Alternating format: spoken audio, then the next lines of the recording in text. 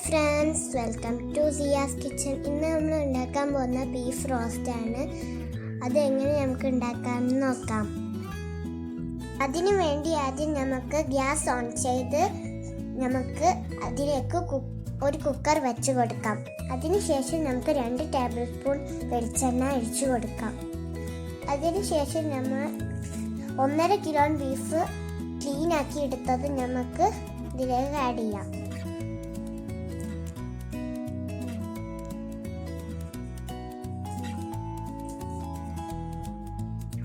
എന്നിട്ട് അതിലേക്ക് നമുക്ക് ഇഞ്ചി വെളുത്തുള്ളി പേസ്റ്റ് 3 ടീസ്പൂൺ ആഡ് ചെയ്ത് കൊടുക്കാം. 6 പച്ചമുളക് നമുക്ക് അതിലേക്ക് ആഡ് ചെയ്യാം.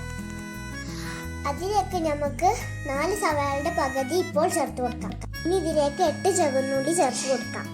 ഇനി നമുക്ക് 3 തക്കാളിയുടെ പകുതി ചേർത്ത് കൊടുക്കാം. ഇനി ഇതിലേക്ക് 3/4 ടേബിൾ സ്പൂൺ മഞ്ഞൾപ്പൊടി ചേർത്ത് കൊടുക്കാം. ഇനി ഇതിലേക്ക് 1 ടേബിൾ സ്പൂൺ പെപ്പർ പൗഡർ ചേർത്ത് കൊടുക്കാം.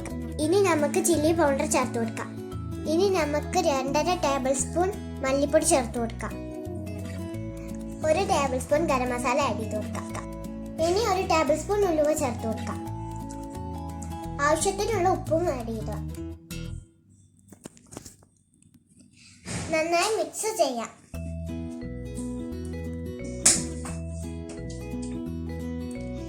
ഇപ്പോൾ ഇത് നന്നായി മിക്സായി വന്നിട്ടുണ്ട്.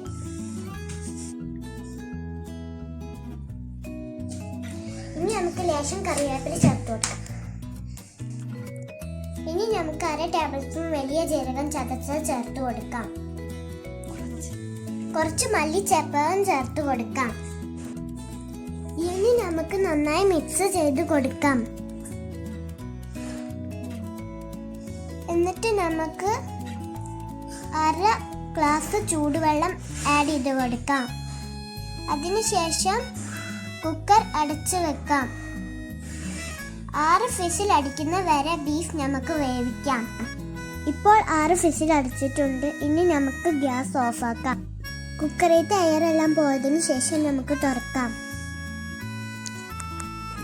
ഇപ്പോൾ ബീഫൊക്കെ നന്നായി വെന്തിട്ടുണ്ട്. ഇനി നമുക്ക് ഒരു ചട്ടി വെച്ച് കൊടുക്കാം. അതിലേക്ക് നമുക്ക് ലേശം വെളിച്ചെണ്ണ ചേർത്ത് കൊടുക്കാം.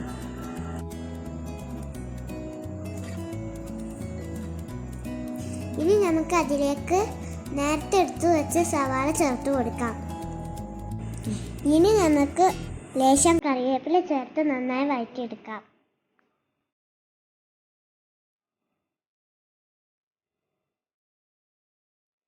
ഇനി നമുക്ക് സവാളക്ക് ആവശ്യമുള്ള ഉപ്പ് ചേർത്തെടുത്ത് നന്നായി വഴറ്റിയെടുക്കാം.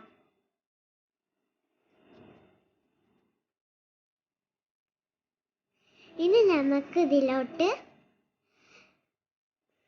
ഇഞ്ചി വെളുത്തുള്ളി ചതച്ചത് 1 ടേബിൾ സ്പൂൺ ചേർത്ത് കൊടുക്കാം. നന്നായി വഴറ്റി കൊടുക്കാം.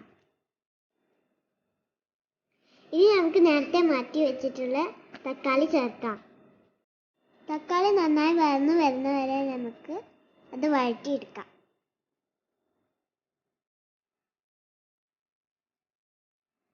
ഇപ്പോൾ ഇവിടെ തക്കാളി എല്ലാം നന്നായി വഴന്നു വന്നിട്ടുണ്ട്.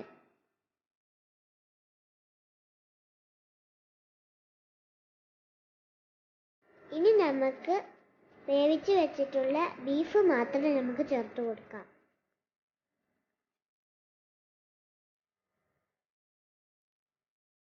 ബീഫ് വേവിച്ച ചാറ് മാറ്റി വെക്കാം.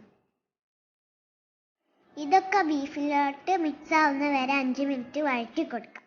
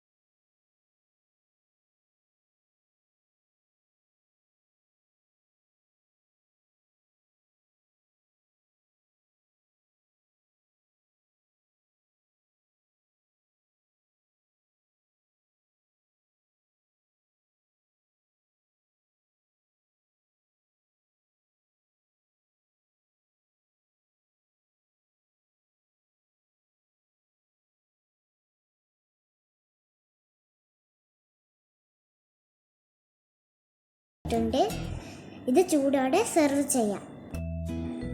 ഈ ബീഫ് റോസ്റ്റ് നിങ്ങൾ ഒരിക്കലെങ്കിലും ട്രൈ ചെയ്ത് നോക്കണേ. എന്നിട്ട് നിങ്ങളുടെ അഭിപ്രായങ്ങൾ അറിയിക്കണേ. Thanks for watching. നിങ്ങൾക്ക് ഈ വീഡിയോ ഇഷ്ടപ്പെട്ടെങ്കിൽ ലൈക്ക് ചെയ്യുക, സബ്സ്ക്രൈബ് ചെയ്യുക, ബെൽ ബട്ടൺ ഞെക്കുക. ബൈ.